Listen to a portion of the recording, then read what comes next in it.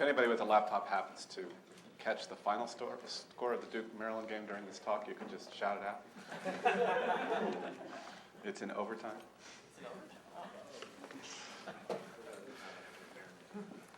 You know where I spent my lunch.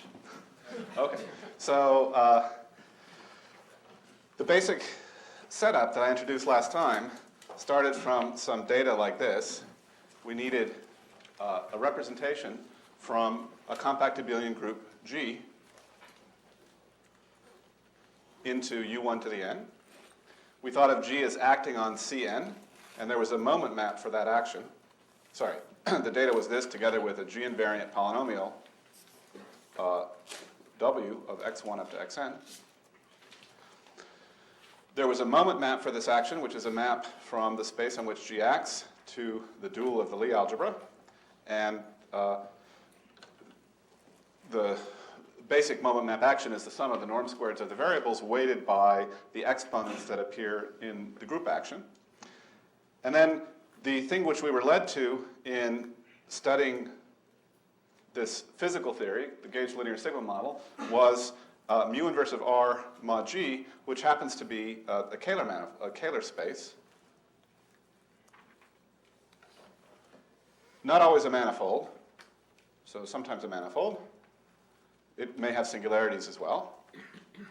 And the precise topological structure of that manifold, so the topology depends on the location of R in the image of the moment map. So the image of the moment map is some subset of G star, and you can ask what the image of the moment map. You can ask to divide the image of the moment map into regions depending on, say, the topology of the answer. So let me explain a little bit how that works. A few more details about these spaces, mu inverse of R mod G. So mu inverse of R mod G is is what's called a toric variety. Excuse me, one second. Is G a complex group? No, it's compact. So how are you getting it? Moment map defined as Cn, right? So G acts on Cn, G is right? So it acts on Cn as a result, and I think of the moment map as being defined there. So this mu inverse of R mod G is a so-called toric variety. And there are lots of ways of describing the combinatorics of toric varieties. Let me just mention one way of trying to cover mu inverse R mod G by coordinate charts. So I'll try to get coordinate charts in the following way. Let's say that the rank of this compact abelian group is n minus d, so that the dimension, complex dimension, let me call the space x, complex dimension of x, in that case turns out to be d. We reduce the dimension by d real parameters when we specified the value r, and then an additional d real parameters when we mod it out by the compact group of real dimension d. Excuse me, we reduce by n minus d parameters in each case, and so we end up with something with dimension d, complex dimension d. So the way to look for coordinate charts is to consider subsets of these homogeneous coordinates. So the coordinates on Cn I call the homogeneous coordinates. So I consider subsets consisting of d of the homogeneous coordinates x1 to xn, so I can call that xi1 up to xid, and I ask myself whether it's possible that an open set in CD, so this is a question, does an open set in CD containing the origin, containing 0, descend in some appropriate sense to a subset of X, capital X? And the way to think about this question, if we go back to the example that I had last time, so the key example actually had a slightly different labeling of the x's. So in the example, I had x0, x1 up to x5, and then the group G was U1, and the exponents in the group action were -5, 1, 1, and 1. So I can, for example, ask whether x1 through x4 whether x0, x1 up through x4, is that a coordinate chart or not? And what I'd like to do is try to specify x5 in terms of x0 through x4. I kind of expect to be able to do that from the construction. So there are two parts to the specification. One is that the moment map equation tells me that x5 squared is actually equal to, so I should tell you what the moment map is. I think I did it last time. The moment map in this case looks like minus 5 x0 squared plus x1 squared up to x5 squared. You just use those integers that specify the group action to tell you what the moment map is. And then if I set that equal to r and solve, x5 squared is going to be r minus 5x0 squared, excuse me, plus 5x0 squared minus x1 squared down to x4 squared. And so long as r is positive, then there is some region, depending, I guess, on x0 squared, but some sort of region containing the origin. So there's an open set containing the origin in x0 through x4 on which this can be solved. So r is a fixed number, but we'll be able to find x5 in terms of those fixed quantities, at least in a neighborhood of the origin. And then we use the u1 to make x5 real.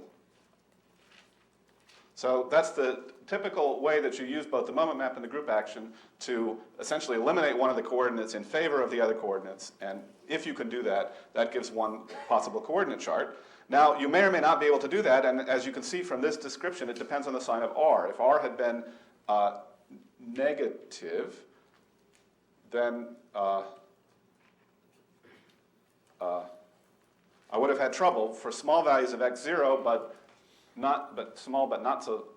moderately small values of x1 through x4, I would have had trouble solving this equation if r had been negative. So exactly which subsets lead to coordinate charts is determined by a little bit of combinatorics that comes out of this group action, and you can give alternate descriptions of the toric varieties purely in terms of combinatorial information of that kind.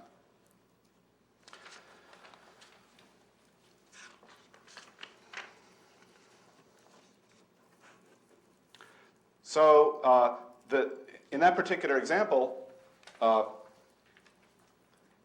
as I mentioned last time, this space, mu inverse of r mod g, turns out to be the total space of some bundle of O minus 5 over CP4. And then when you also impose w equals 0, the polynomial w that we used in the example, which I forgot to say this time, was something of this sort. Some nice non-singular homogeneous quintic equation multiplied by x0. And setting the partial derivatives with respect to xi of w equals 0 then implies that x is equal to 0, and also this further equation, the quintic equation, is equal to 0. And so we find ourselves, when we've imposed all these conditions, which were the ones that were specified in the physical theory, we find ourselves sitting on a quintic hypersurface, degree 5 hypersurface, in CP4.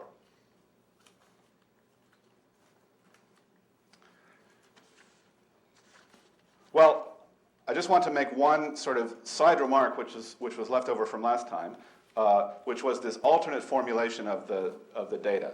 So the story of mirror symmetry, at least in this incarnation, is really a story about families of Calabi-Yau manifolds. And the data that we need to specify the family, so there are going to be parameters here. So there are two types of parameters. One of the types of parameters are the coefficients in W, and the other types of parameters are essentially Kähler classes on the manifold, but they're actually complexified. That's the sort of canonical description of these classes, and they're the things that I was calling tau last time. So I gave slightly incoherent, very quickly at the end last time, description of how you could capture all of the starting data that we need to write down one of these families, one of these theories for a family of Calabi-Yau manifolds. Namely, we could write the various monomials which appear in W in a form like this, thinking of PIR as forming some matrix P with non-negative integer entries. We could take a Laurent basis for the G-invariant monomials, and the Laurent basis for the G-invariant monomials typically will look like, it'll have monomials that look like xi to the TIA, and we can call that matrix, so that's just an integer matrix. And specifying the Laurent monomials is equivalent to actually specifying the group in question as a subgroup of U1 to the n. And then just because the total set of monomials that we're looking at, that we're using in W, they're all G-invariant, there will be some matrix factorization P equals S times T, which expresses the fact that you can write each of these xi to the PIR as a product of the xi to the TIAs raised to some powers SAR. So, sorry, another product in there. So that expression of the invariant monomials in terms of the Laurent monomials captures everything that we needed to formulate this model. And in the example, the monomials that belong to P are x0, x1 to the fifth, up through x0, x5 to the fifth, and then x0, x1 through x5. So the matrix P, I can just read off from that list of monomials what the matrix P looks like.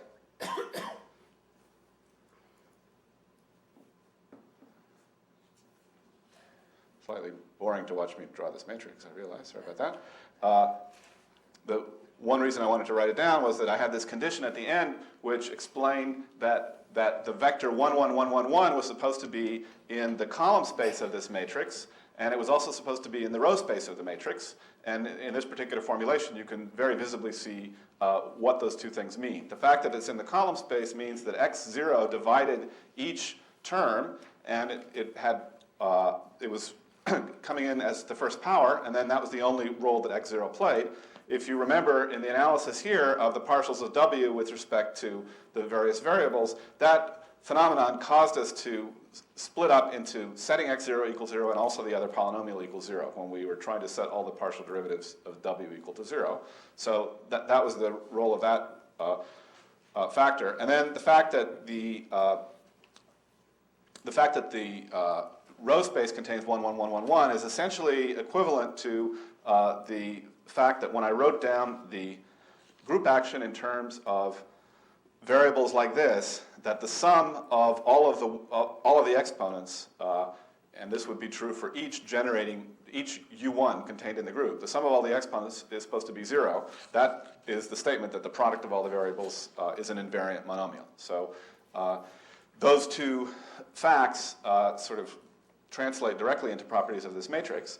And then one possible basis for the G invariance in this case, I can use x0, x1 to the fifth together with the xi over x0s.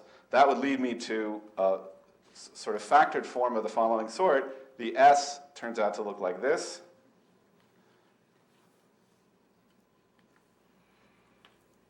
Oops. 10050 and 10005, and then 11111.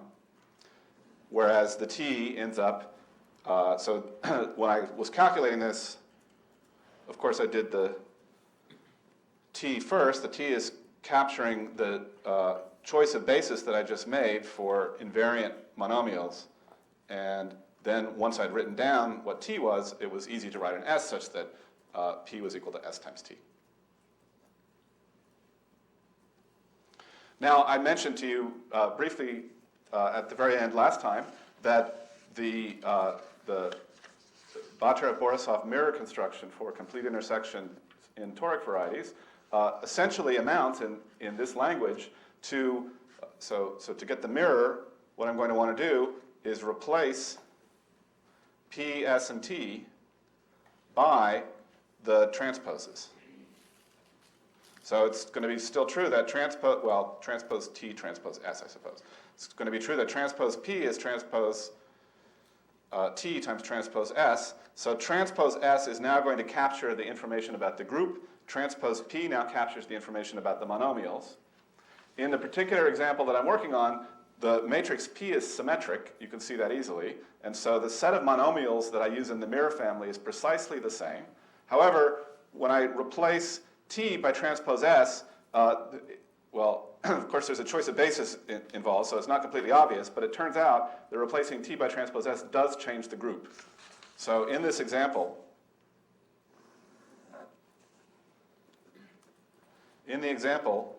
for the mirror,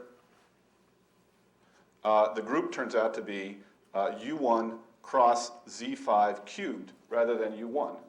And this was actually the very first construction of a mirror that was made based on the quintic, where the quintic hypersurface was replaced by a quotient of a quintic hypersurface, quotient by a Z5 cubed action, and that Z5 cubed action only makes sense for that particular collection of 6 monomials that I mentioned. So studying the family of quintics with only those 6 monomials, that's an unnecessary restriction on the family of all quintics. But for the mirror, this is the maximal set of monomials that you would be able to have. In other words, I could make a bigger family by including more monomials, more rows of P, but once I've included a lot of rows of P, what's that going to do? That's going to make lots more rows of S. It's going to change the group action, but it isn't actually going to change the set of monomials that occur on the dual side, which correspond essentially to columns of P. It just changes which variables occur in those monomials. Okay. Anyway, we will see several effects of mirror symmetry in the course of these lectures, but for any example that can be set up in a gauge linear sigma model form, this is actually the way to figure out what the mirror of that family is supposed to be. It's another family, and there are a few more details about how to match up the parameters in the two families, which we'll come to later on. Well, the next thing that I want to talk about is actually not quite the next thing that one would do in analyzing the physics. So I'm going to briefly skip some analysis of one-loop effects in the physical theory, and I'll come back to that. And for those people in the audience who know some physics, you'll realize that probably I should have done that first. But I want to talk about some instanton expansions. And one of the reasons I want to do it is that the instanton calculations themselves involve toric varieties that are very closely related to the toric variety that we're now looking at. And carrying out those calculations is a lot of fun. It's a fun exercise in sort of toric geometry for the gauge linear sigma model. To do that, in fact, I need to first mention something about the cohomology of toric varieties, and how we read off something about the cohomology of toric varieties from the combinatorics of the description. Now, what's a little tricky about this is that this analysis of the cohomology of toric varieties, it really applies if the toric variety is compact. Dave? Yes? We have your answer. Maryland won in overtime. Okay, thank you. I mean, not thank you exactly, but. So it applies if the toric variety is compact, and most of the toric varieties that we look at actually aren't compact. So in order to directly apply this discussion, we'll have to do something to make the things compact. But you'll notice that, for example, what happened already in studying the example was I was being forced to set x0 equal to 0 in looking at that low energy limit, and that makes the previous toric variety, which wasn't compact, into one that is compact. It's not quite the toric variety that comes up naturally from the gauge linear sigma model, but it's one that we can use for doing the computations. So the cohomology of toric varieties is what we would sort of want to look at. Now, when I was discussing coordinate charts, one of the points about the coordinate charts is that you cannot, let's see, for xi1 up to xid, to be coordinates, to even have a hope of being coordinates in some chart on the toric variety, you need that the restriction of the group representation to the span of this particular set of coordinates has, at worst, a finite kernel. So it doesn't really have to be faithful. It's a little too restricted to say that it's faithful, but it might have a finite kernel.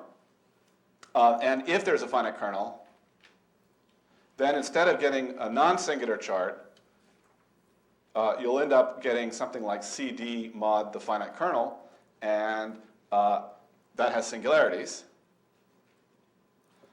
But even in the presence of singularities in that way, if the space is compact, the cohomology with Q coefficients can still be calculated using the techniques that I'll mention. So if you wanted to directly apply this, as I said, to the toric varieties that are showing up in the gauge linear sigma model, you can't quite do it. However, I'm not going to impose that final condition about the 1, 1, 1, 1 being in the row space and the column space of P, except when I have to.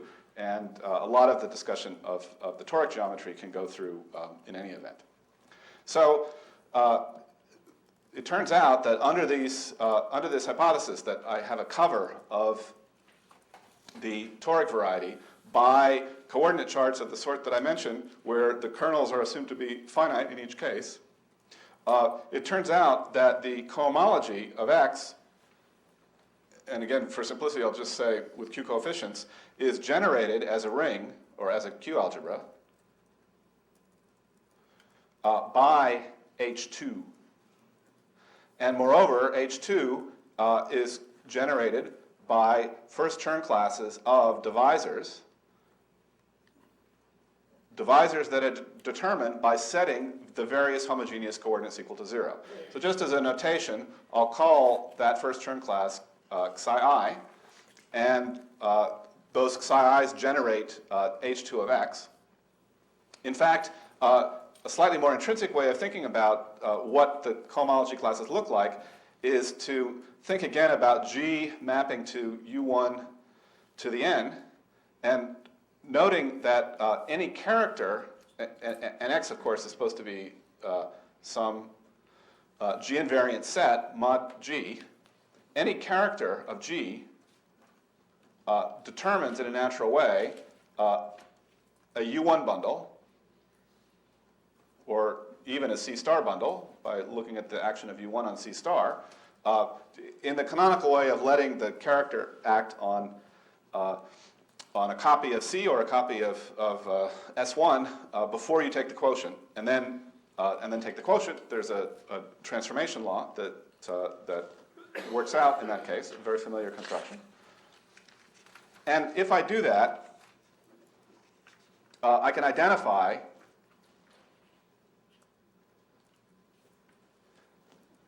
H2 of X, at least with Q coefficients, to be the characters of G tensor with Q.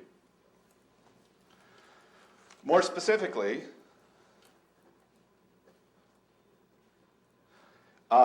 if I know if G acts on, for example, xi by the character chi I, then that character determines the cohomology class. And if I somehow write the character chi I, well, I guess it should be multiplicative. If I write the character chi I as a combination of fundamental characters A to A, then I can identify the A to A as a sort of basis of characters on G tensor with Q, and use those characters. Well, gosh, I'm mixing multiplicative and additive notation like crazy. So let me call that e to the A to I, just to be consistent with what I'm about to do.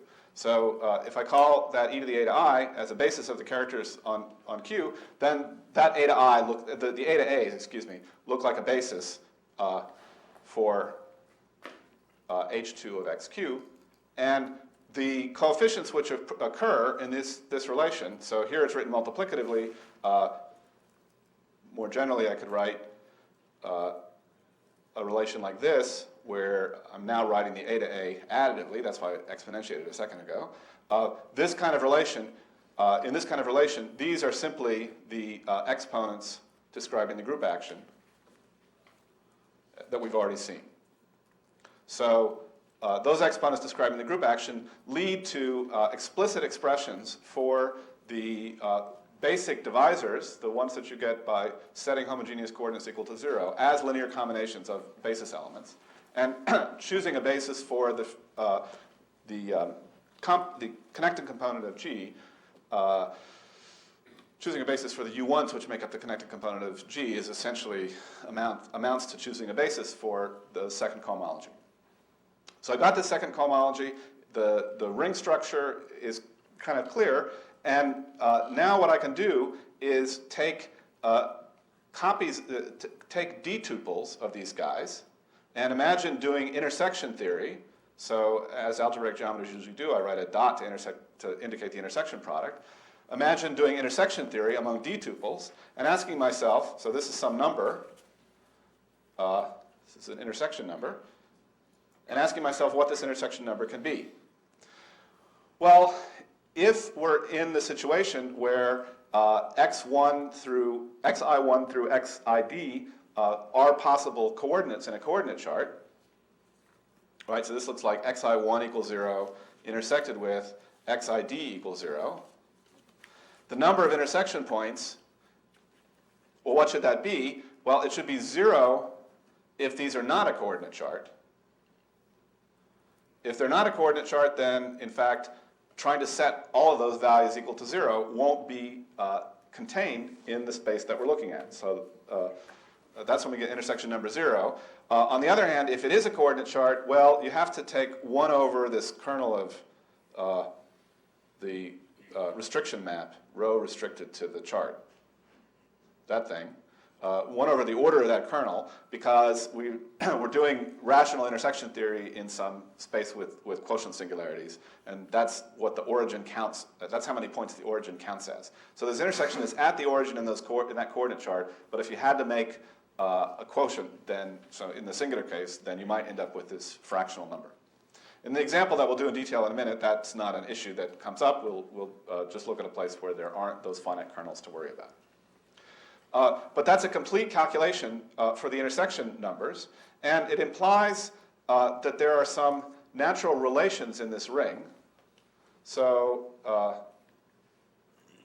there are natural relations in the ring of two kinds. First of all, there were linear relations, which were implied by writing the basic generators that came from toric geometry in terms of a basis for the characters on the group. And then there were nonlinear relations.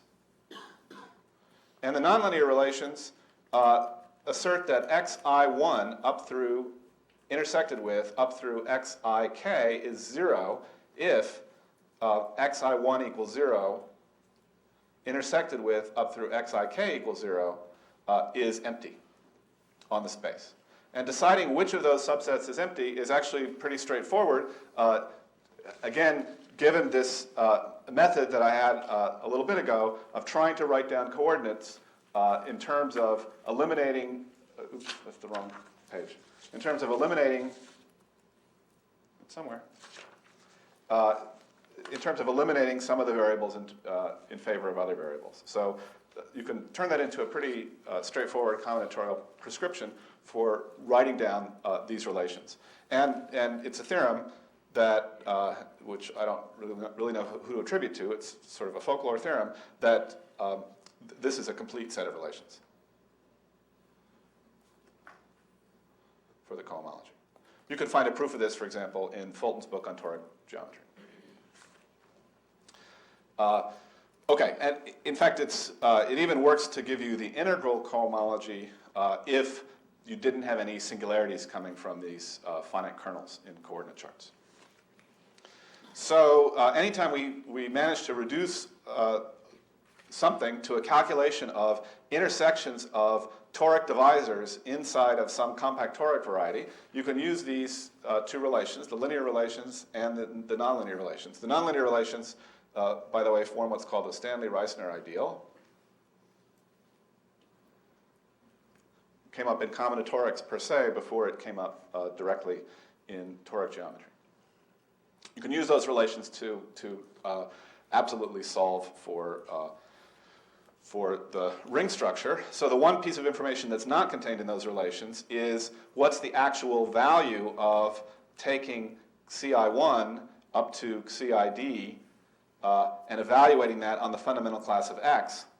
So that's not determined by this presentation of the ring, but if you think about it, that's really kind of extra data, right? If you're thinking about this ring as an abstract ring, yes, it's true that the top degree class is one-dimensional, and this won't quite tell you how to identify the generator correctly of the top degree class, but it's, aside from identifying what the natural generator of the top degree class is, you've fully specified the ring. Okay. So that's a kind of brief description of the sort of cohomological calculations in toric varieties that are pretty easy to carry out in general. And now I want to briefly discuss what are called correlation functions in the topological gauge linear sigma model,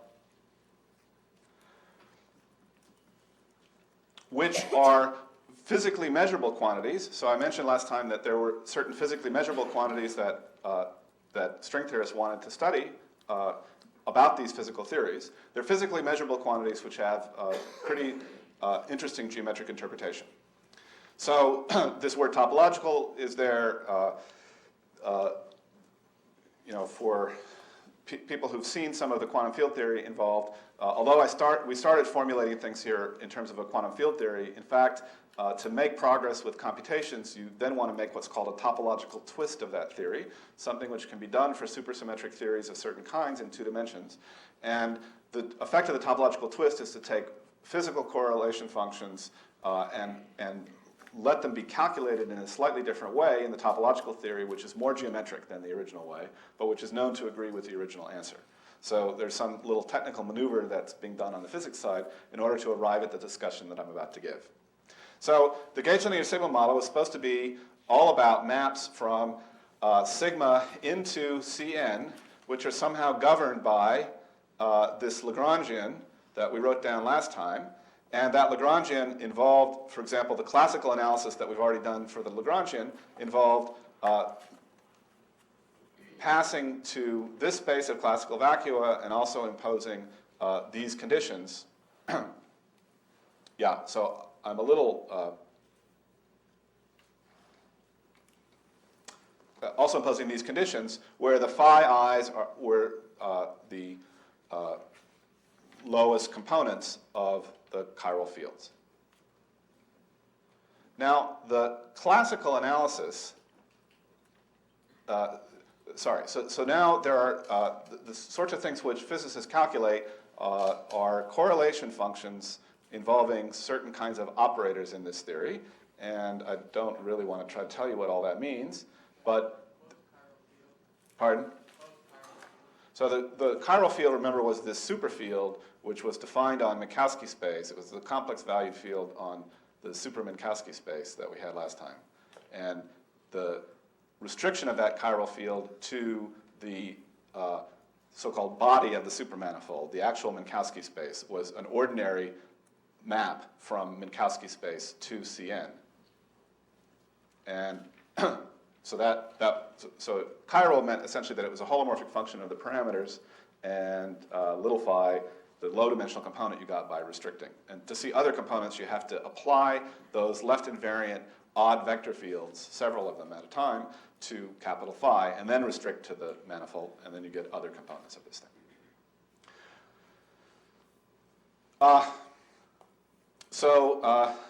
The standard sort of thing that's calculated in the physical theory, well, the physical calculations use path integrals. Mathematicians don't trust those path integrals necessarily. Physicists do, when pressed, understand why, because they do know that the measures on the spaces in which you're trying to do integrals are not all that well defined.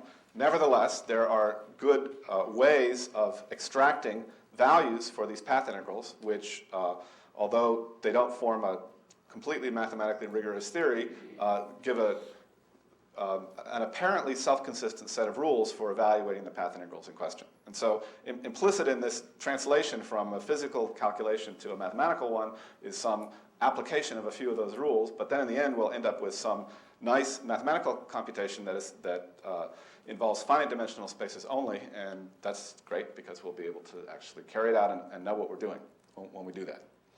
So the interpretation of the kinds of operators that we're going to look at, so sigma j is going to be the insistence that a certain point, pj on sigma, should be mapped to a divisor, let's call it cj.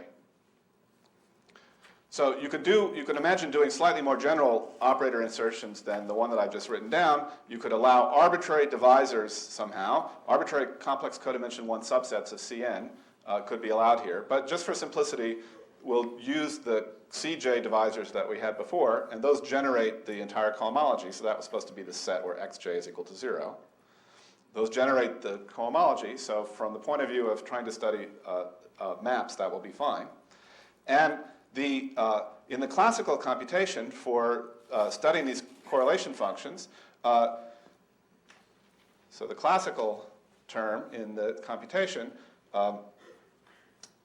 you simply you insist that the map sigma to Cn be C little n be topologically trivial. I'll discuss what I mean by the topology of this map in just a second, and minimize energy. And so if you make those demands, it turns out to imply that the map is constant. So let me actually back up one step and talk about how we're going to implement the study of maps. So the maps that we're going to look at, in fact, are going to be maps in which we insist on looking at CP1 as the world sheet. So that sounds a little funny because I told you before that the world sheet was supposed to be this Lorentz signature surface. But these instanton calculations actually are made using a slight variant of the theory that's formulated in Euclidean signature rather than Lorentz signature. And the standard thing to do is to use compact Riemann surfaces, and we'll focus attention on the case where the Riemann surface is actually CP1.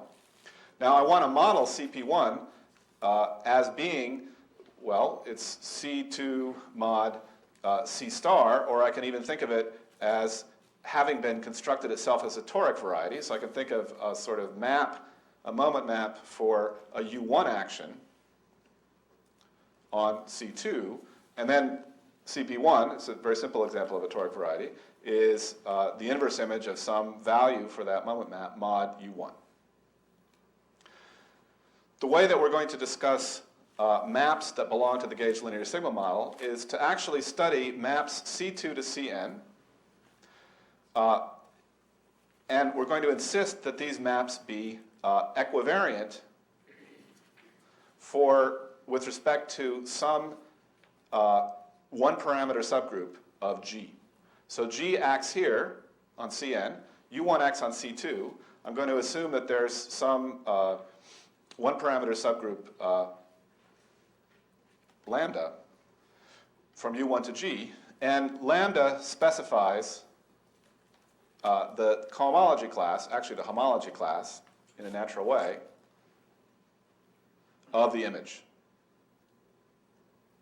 CP1.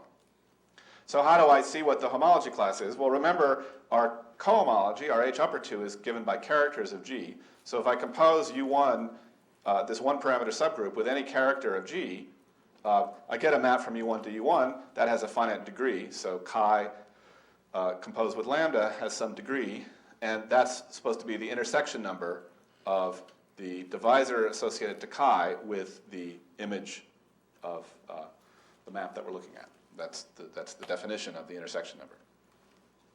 So what that means is that if I'm looking at topologically trivial maps, then I want this composition with any character to be trivial, and that means that I've got to take C2 to be constant, thought of as a map of U1 to G. I didn't say that very clearly. Let me try it again. So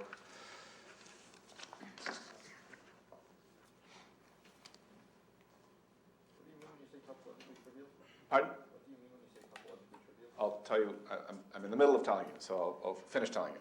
So I've got this map C2 to Cn, and I've got the topology of the map dictated by this one-parameter subgroup of G, and what that means in practice is that I'm supposed to write the homogeneous coordinates as functions of S and T, which are homogeneous of degree dj, where dj is the degree that I got after composing the character for the jth coordinate with the one-parameter subgroup.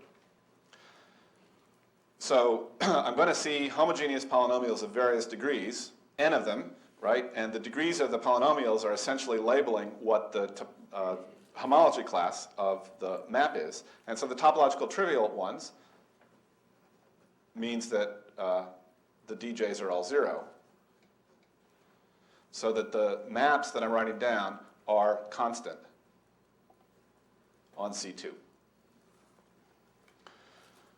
We'll have contributions, non-classical contributions, so-called Instanton contributions to this computation in just a few minutes from other maps that go from sigma to the target space. But at the moment, we're just looking at the ones which are constant on C2.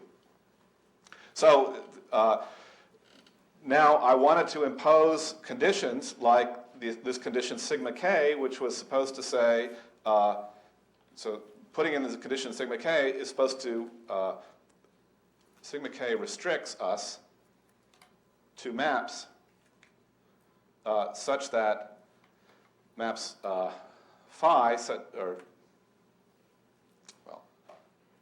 maps f, just to follow this notation, such that f of some particular point was equal to 0, was contained in the set where x k is equal to 0, right? That was the discussion I gave a minute ago of what these operators were supposed to look like.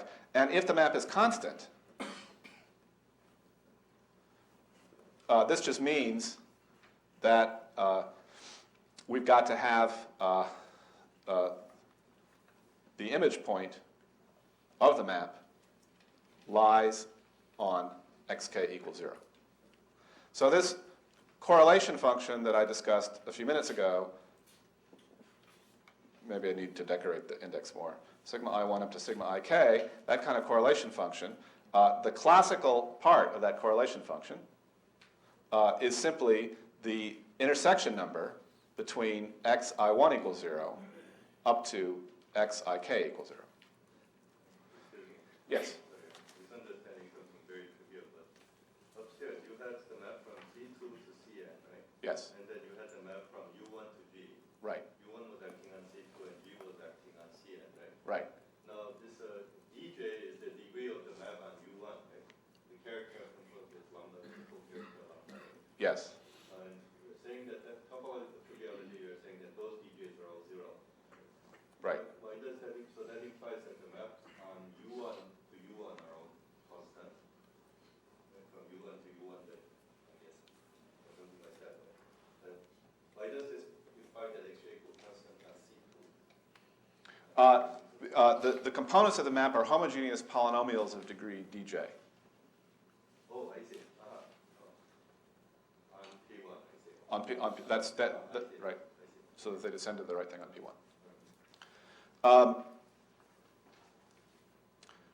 Okay, so if I take topologically trivial maps, all I recover from this discussion is sort of standard mathematical thing. In fact, something that I just told you how to calculate for toric varieties, which was an intersection number for a collection of toric varieties. And in fact, what you need for the toric varieties is you'll need d of these to get a non-zero answer. And that non-zero answer you calculate